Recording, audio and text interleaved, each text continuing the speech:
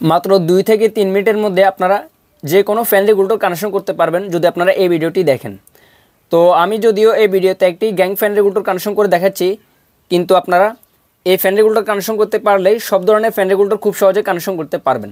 তো চলুন আমরা এই রেগুলেটরটি কীভাবে কানেকশন করতে হয় তা শিখে নিই।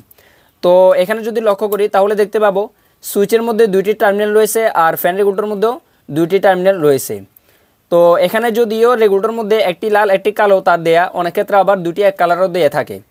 তো কালার কোনো বিষয় না, এখানে কিন্তু উল্টা সিধা হয় না, এখানে 2টি লাইনই একই। আমরা সর্বপ্রথম যে কাজটি করব, 2টির যে কোনো একটি লাইন আমরা নিয়ে সুইচের মধ্যে কানেকশন করব। লালটিও নিতে পারি অথবা কালোটিও নিতে পারি, কোনো সমস্যা নেই, এখানে কোনো ভুল হবে না। তো আমি লাল কালার তারটি নিয়ে নিছি। এখন এটি আমরা সুইচের যে কোনো একটি লাইনের মধ্যে কানেকশন করব। উপরের লাইনেও কানেকশন করতে পারি অথবা নিচের লাইনেও আমরা কানেকশন করতে পারি, কোনো সমস্যা নেই। তো আমি নিচের টার্মিনালের মধ্যে রেগুলেটরের এই লাইনটি কানেকশন করে দিচ্ছি। তো নিচের টার্মিনালে আমি রেগুলেটরের লাইনটি কানেকশন করে দিয়েছি। এখন আমরা ফ্যান লাইনটি কানেকশন করব। তো আমি আপনাদেরকে এখানে সহজে বোঝানোর জন্য একটি লাইট কানেকশন করে দেখাচ্ছি, আপনারা আপাতত এটাকে একটি ফ্যান হিসেবে ধরে নেবেন। তো আমরা ফ্যান থেকে যে কোনো একটি লাইন নিয়ে নিব, নিয়ে আমরা রেগুলেটরের বাকি যে লাইনটি আছে এই লাইনের সাথে কানেকশন করব।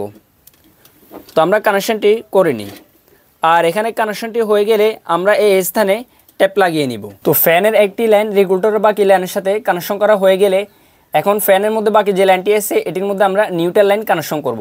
তো এখন আমরা এখানে ফেজ নিউট্রাল লাইনগুলো নিয়ে নিব। তো এখানে লালটি হচ্ছে ফেজ আর কালোটি নিউট্রাল, আর ফেজের মধ্যে সাধারণত কারেন্ট থাকে। তো এই জন্য আমরা ফেজ লাইনটি সুইচের যে খালি পয়েন্ট আছে এখানে কানেকশন করব। তো ফেজ লাইনটি সুইচের খালি পয়েন্টে কানেকশন করা হয়ে গেলে এখন নিউট্রাল লাইনটি আমরা ফ্যানের যে নিউট্রাল আছে এই নিউট্রালের সাথে সরাসরি কানেকশন করে দিব, এখানে আর অন্য কোনো কানেকশন থাকবে না। তো এই নিউট্রালগুলো কানেকশন করা হয়ে গেলে এই স্থানেও আমরা ট্যাপ লাগিয়ে নিব। তো গাইস, আমাদের ফ্যান রেগুলেটর কানেকশন করা কমপ্লিট। আশা হচ্ছে আপনারা কানেকশনটি খুব সহজভাবে বুঝতে পেরেছেন। তারপর আমি আপনাদেরকে সংক্ষেপে একটু কাজটি বলে দিচ্ছি, আপনারা একটু মনোযোগ দিয়ে দেখবেন।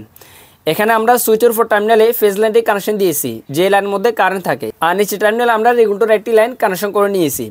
যখন সুইচটি অন করব তখন ফেজ লাইনটি সুইচ হয়ে রেগুলেটরে আসবে, আর যখন আমরা রেগুলেটরটি অন করব তখন লাইনটি রেগুলেটর হয়ে রেগুলেটরের অন্য প্রান্তে আসবে, আর এই লাইনের মাধ্যমে ফ্যানের মধ্যে কিন্তু লাইনটি চলে যাবে। আর ফ্যানের নিউট্রাল আমরা মেন যে নিউট্রাল আছে ওই নিউট্রালের সাথে সরাসরি কানেকশন করে নিয়েছি। আশা হচ্ছে আপনারা বুঝতে পেরেছেন। তো গাইস, এখন এই রেগুলেটরটি আমরা টেস্ট করে দেখব। তো গাইস, আমি এখানে লাইন দিয়ে দিয়েছি। এখন যদি সুইচটি অন করি এখানে কিন্তু রেগুলেটরের মধ্যে লাইনটি চলে আসছে। তো আমি যদি রেগুলেটরটি অন করি তখন এই লাইটের মধ্যে লাইনটি পাবে। তো একটি রেগুলেটর কিন্তু এভাবে কাজ করে থাকে।